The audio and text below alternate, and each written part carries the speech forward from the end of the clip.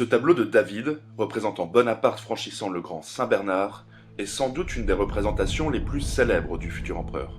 Mais David y a glissé quelques références, et notamment une à Hannibal, le fameux général carthaginois, qui comme Bonaparte, a réussi l'exploit de traverser les Alpes avec son armée. De nombreux auteurs, politiques ou généraux, se sont souvent appuyés sur l'histoire d'Hannibal et sur ce conflit qui opposa Rome et Carthage, connu sous le nom de guerre punique. Cette référence à l'histoire antique peut se faire de différentes manières en fonction des époques. Ainsi, dans un passé plus récent, l'Allemagne vaincue à l'issue de la Première Guerre mondiale considéra le traité de Versailles comme un diktat. L'économiste Keynes, dans son livre Les conséquences économiques de la paix, lui préféra le terme de paix carthaginoise, une paix brutale consistant à écraser son ennemi. Mais sous une Allemagne nazie en difficulté, les idéologues allemands se placent du côté de Rome qui résiste face à Hannibal, tout comme Berlin résiste à l'avancée de l'armée rouge. On le voit bien à travers ces différents exemples. La destruction de Carthage est un fait marquant dans l'histoire de l'humanité. Mais quels ont été les enchaînements qui ont amené les Romains à détruire la ville pierre par pierre et déclarer le sol maudit? Voici quelques éclaircissements.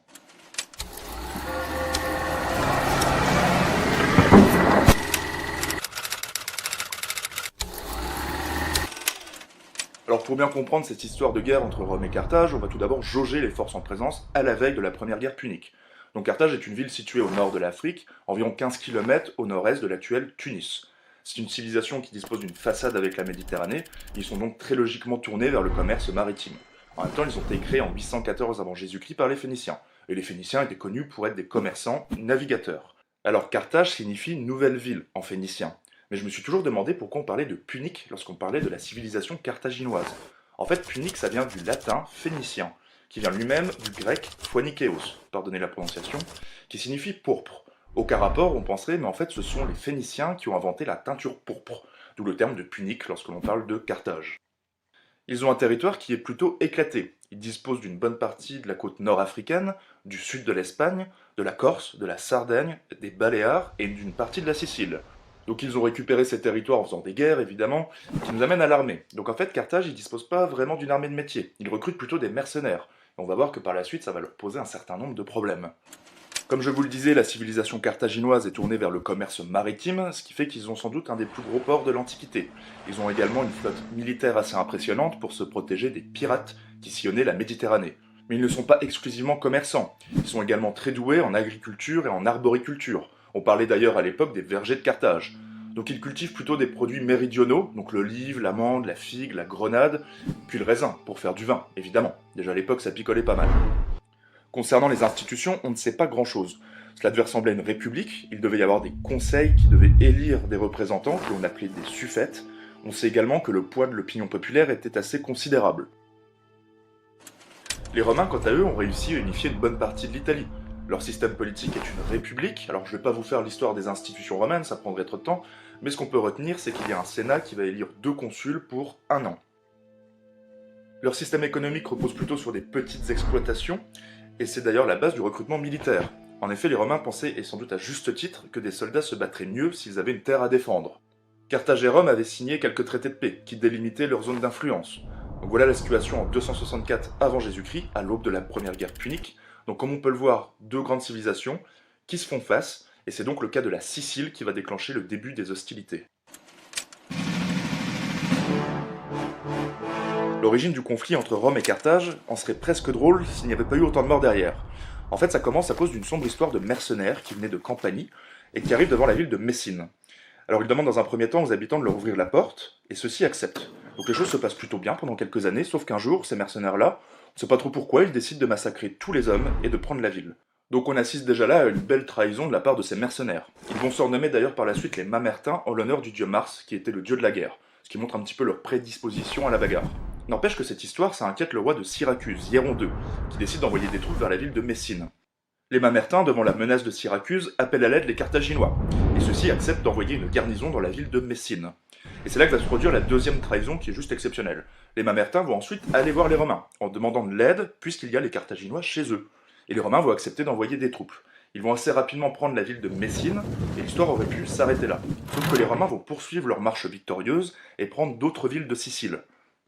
Ils vont forcer Hiéron II, le roi de Syracuse, à s'allier avec eux, et ils vont prendre les villes d'Agrigante et Ségeste. Alors on peut dire que c'est vraiment le début de l'impérialisme romain. Leur but est de prendre la Sicile aux Carthaginois. Alors cette première guerre punique est extrêmement serrée entre Carthage et Rome. Mais ce que l'on peut retenir, c'est que Rome va se constituer une véritable flotte à ce moment-là. Ils vont créer un nouveau type de bateau que l'on appelle le Corvus ou le Corbeau, qui développe un nouveau système d'abordage. Ce nouveau système d'abordage permet de porter la guerre sur mer comme s'ils étaient sur terre, grâce à un système de passerelles. Après une succession de batailles maritimes et terrestres, c'est finalement Rome qui remporte la mise lors de la bataille des îles Égates en moins 241. Alors le traité de paix il va être très dur. Carthage reste indépendante, mais doit livrer la Sicile aux Romains. Ils doivent payer un tribut de 2200 talents, ce qui est assez énorme pour l'époque, ce serait des millions d'euros aujourd'hui, et ils doivent remettre tous les prisonniers aux Romains. Mais comme un malheur n'arrive jamais seul, les Carthaginois vont devoir faire face à un autre problème, celui d'une révolte de mercenaires. Et étant donné qu'ils doivent payer une indemnité aux Romains, ils ne peuvent plus payer leurs mercenaires. Cette guerre va tout de même durer 3 ans, et c'est un général, Hamilcar, qui va réussir à mater la rébellion. D'ailleurs, on retrouve une très bonne description de cet épisode dans le livre de Gustave Flaubert, Salombo. Pendant que Carthage est occupé à régler son problème de mercenaires, les Romains vont en profiter pour prendre la Corse et la Sardaigne qui étaient sans défense. Hamilcar, qui dispose désormais d'une armée fidèle, va porter ses efforts sur l'Espagne et va étendre le territoire de Carthage. Il va pratiquer du commerce de métal afin de payer les indemnités aux Romains. Hamilcar meurt pendant une bataille en 218 avant Jésus-Christ, non sans avoir fait jurer haine aux Romains à son fils Hannibal. Mais ce n'est pas Hannibal qui va tout de suite prendre le pouvoir, c'est Hasdrubal. Alors ce qu'on peut retenir de cet Hasdrubal, c'est qu'il va faire 2 choses. Il va créer Carthagène, qui signifie nouvelle Carthage, et il va surtout signer un traité de paix avec les Romains, qui interdit aux Carthaginois de passer l'Èbre, fleuve situé au nord-est de l'Espagne. Donc Hasdrubal meurt dans des conditions plus que douteuses, et c'est donc Hannibal qui prend le pouvoir. C'est lui qui va être à l'origine de la Seconde Guerre punique.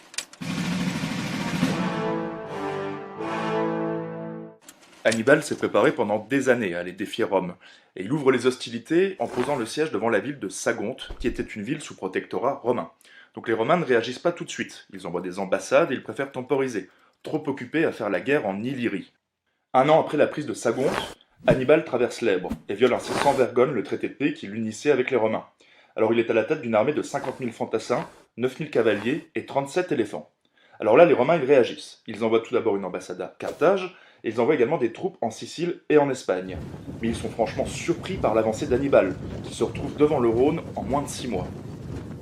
Pour faire passer le fleuve aux 37 éléphants, les Carthaginois vont utiliser un système de radeaux qu'ils recouvrent de terre et de feuilles, afin que les éléphants y aillent plus facilement. Donc la traversée se passe sans réels encombres, et l'armée d'Hannibal se retrouve devant les Alpes à l'approche de l'hiver. Cet épisode de la traversée des Alpes, c'est sans doute l'épisode le plus connu de toutes les guerres puniques. Donc les soldats vont mourir de faim, de froid, ils vont tomber dans des précipices. Il va carrément falloir creuser dans une montagne à un moment pour passer. Mais n'empêche qu'au bout de 2 semaines de rudes efforts, eh bien, ils y arrivent et se retrouvent aux portes de l'Italie. Bon, par contre, l'armée a subi une réelle hécatombe. Ils sont passés de 50 000 fantassins à 20 000, de 9 000 cavaliers à 6 000 et ils ont perdu 14 éléphants. Mais Hannibal peut compter sur un atout, l'effet de surprise. Il va profiter de cet avantage pour gagner une série de batailles et descendre l'Italie, dont la plus célèbre sera la bataille de Cannes. La ville de Cannes était très stratégique pour les Romains. En effet, elle servait de ravitaillement à la ville de Rome. Il ne fallait donc surtout pas la perdre. Alors je vous disais au départ que les consuls étaient élus pour 1 an. Alors là, ça a de l'importance. Pourquoi ? Eh bien tout simplement parce que ces consuls-là, qui s'appellent Paul-Émile et Varron, en 216 avant Jésus-Christ, vont essayer de tirer vraiment le plus de gloire possible d'une bataille qu'ils sont pratiquement sûrs de gagner, étant donné que leurs forces sont doublement supérieures. C'est sans compter sur le génie militaire d'Hannibal, qui va utiliser le vent, le sirocco pour aveugler l'armée romaine, mais également son excellente cavalerie numide pour les encercler. C'est un véritable désastre pour les Romains, il y a 45 000 morts en une seule journée. À titre de comparaison, la journée la plus meurtrière de la Première Guerre mondiale était le 22 août 1914, et il y a eu 27 000 morts côté français. Donc 45 000 morts en une journée, c'est juste énorme pour l'époque, et ça va marquer les Romains à tout jamais. Hannibal pourrait marcher sur Rome, mais il ne le fait pas. C'est à cette occasion qu'un général de Carthage lui dira cette phrase restée célèbre. « Tu sais vaincre, Hannibal, mais tu ne sais pas profiter de ta victoire. » Il préfère en effet offrir du repos à son armée et se rend à Capoue. Ses soldats vont se vautrer dans la luxure, et c'est ce qu'on appelle l'épisode des délices de Capoue, une expression qui est un petit peu tombée dans l'oubli aujourd'hui. Alors Hannibal, il change complètement de stratégie. Il veut faire alliance avec les cités italiennes. On peut dire que cela ne marche pas du tout. Surtout que l'armée romaine, traumatisée par la bataille de Cannes, est en train de se refaire une armée. Il passe de 8 légions en 216 avant Jésus-Christ à 25 légions en 212 avant Jésus-Christ. Une légion, c'est environ 5 000 hommes. Donc il passe de 40 000 hommes à 125 000 hommes en 4 ans. Un général romain de 24 ans va alors faire son apparition. Il s'appelle Scipion et il va remporter des batailles décisives en Espagne.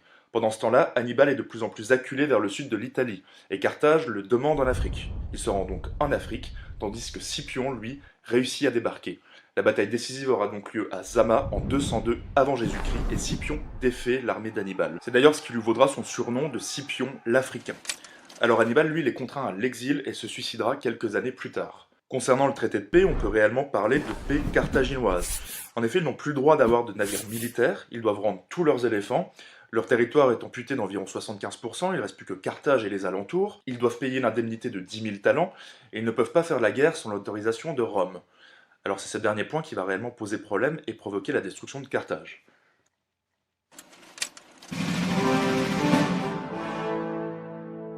On peut dire que les Carthaginois, ils respectent plutôt bien le traité, sauf que le roi de Numidie, Massinissa, qui est un allié des Romains, commence gentiment à leur grappiller des bouts de terrain. Alors les Carthaginois, ils jouent le jeu, ils envoient des ambassades à Rome en leur demandant de l'aide, mais les Romains, ils refusent d'accepter. Ils laissent faire, ils attendent tranquillement que les Carthaginois attaquent Massinissa. Donc à force de se faire prendre des territoires, c'était évident que les Carthaginois allaient finir par attaquer les Numides. C'est ce qui arrive en 149 avant Jésus-Christ, et donc Rome rentre en guerre contre Carthage pour violation du traité de paix. Il décide cette fois-ci la destruction de la ville, et ça va pas faire de pli. En 3 ans c'est réglé, après un siège, c'est donc Scipion Émilien, le fils de Scipion l'Africain, qui va s'acquitter de la basse besogne.